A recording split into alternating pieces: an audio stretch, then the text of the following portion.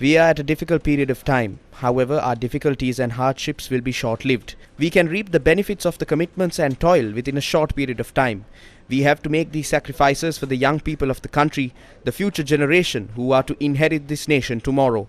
If we implement the economic reforms with proper financial discipline throughout the next 4 years, in accordance with this agreement, a strong economic foundation will emerge for the future of the country. If we deviate from this path, the entire country will find itself in a worse situation in April than it was some time back. The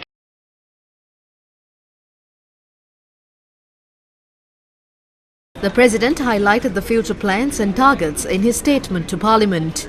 Reduce the primary deficit to 2.3% of the GDP by 2025. Increase the government's revenue up to 15% of the GDP by 2026 through reduce the existing tax exemptions on value-added tax and remove the simplified VAT system and expedite its reimbursement.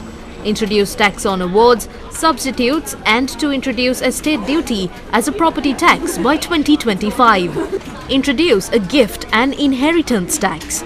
Increase the allocations provided to cover the expenses through proper management of expenditure. Adjustments in certain salary scales and pension schemes as part of the impact of inflation within the primary deficit targets. Bring back inflation rate to a single digit by mid-2023. Gradually refrain from printing money and reduce the budget deficit by a significant amount, utilizing various market instruments for this purpose. Allowing activities of the forex market to be determined on market criterions and existing thresholds and guidelines of the market to be relaxed.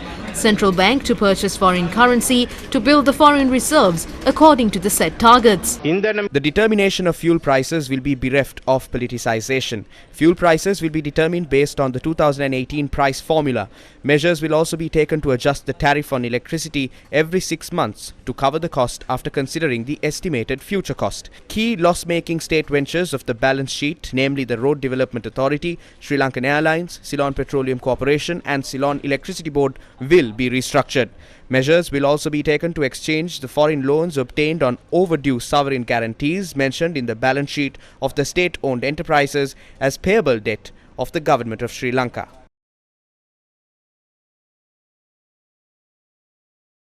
The President also presented proposals with regard to good governance. The IMF is engaged in the process of preparing a governance assessment report in consultation with local experts. This would allow identifying the loopholes that exist in the framework of Sri Lankan administration and the institutions that combat corruption. Laws will be drafted against corruption in line with UN conventions. It is also expected to include the provisions with regard to acquisition of assets to the legislative framework by March 2024. New Public Finance Management Bill. Individuals who had obtained permits to import vehicles on concessionary tax basis, along with the institutions that enjoy tax concessions, tax holidays of the Board of Investment will be made public. Large-scale government procurement contracts will also be made public.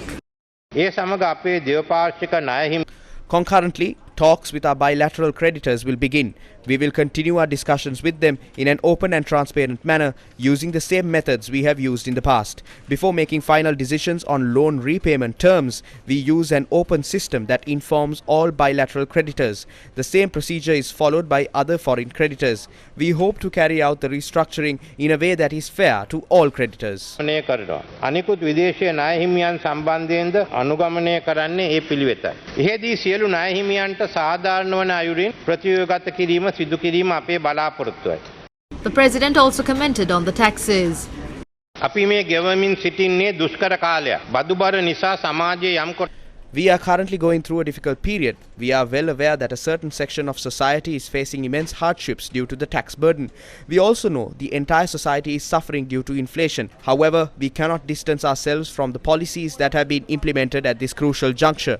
The government and the IMF will review the program every 6 months. The first review will take place in June. We have already focused our attention on amending the existing tax mechanism. The Treasury is already in the process of preparing amended proposals.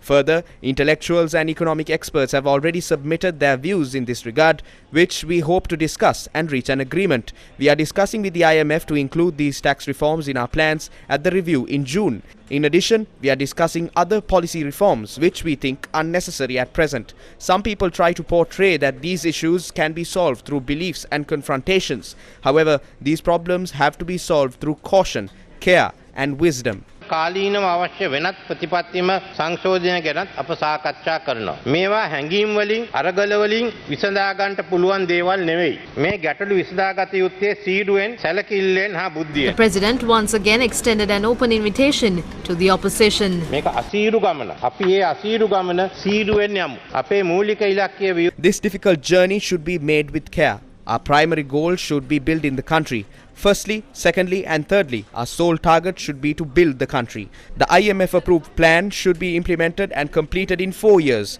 However, depending on our strength and determination, we should be able to finish it in 3 to 3.5 years. We can't keep borrowing money all the time. We should strive to be a debt-free country. We must pay off all our previous debts over the next 10 years. I am confident that if we stay on the right track, we will be able to achieve that goal. When I became the Prime Minister, I wasted no time in requesting the opposition's support towards the effort of rebuilding the economy of the country. However, I did not receive that support. Subsequently, at the occasion of opening of Parliament as the President, I once again requested their support, but it was to no avail. During the budget debate too, I requested the same of the opposition, but they did not come forward. Yet again, at the occasion of the opening of this Parliament session, I sought their support, but that request too frittered away. They refused to extend their support, citing various reasons. They said that my appointment was unconstitutional. They opined that Prime Ministers cannot be appointed from the national list. They even went to the extent of saying that my ambition was not to salvage the country from the economic crisis, but to save the Rajapaksas. They said that it was not Sri Lanka that I was trying to take across the obstacle course, but Namal Rajapaksa. However, now the international community has endorsed that I strove to construct the Sri Lankan economy. It has now been proved beyond doubt that accusations of the opposition are baseless. I do not intend to respond to these unfounded accusations. My task is not to criticize the past. My task is to build the future of the country. Even today, I request the opposition to join this effort of building the country. ඉල්ලා සිටින්නේ දැන්වත් මේ රට ගොඩනැංවීමේ ව්‍යායාමයට එක් වෙන්න කියලා.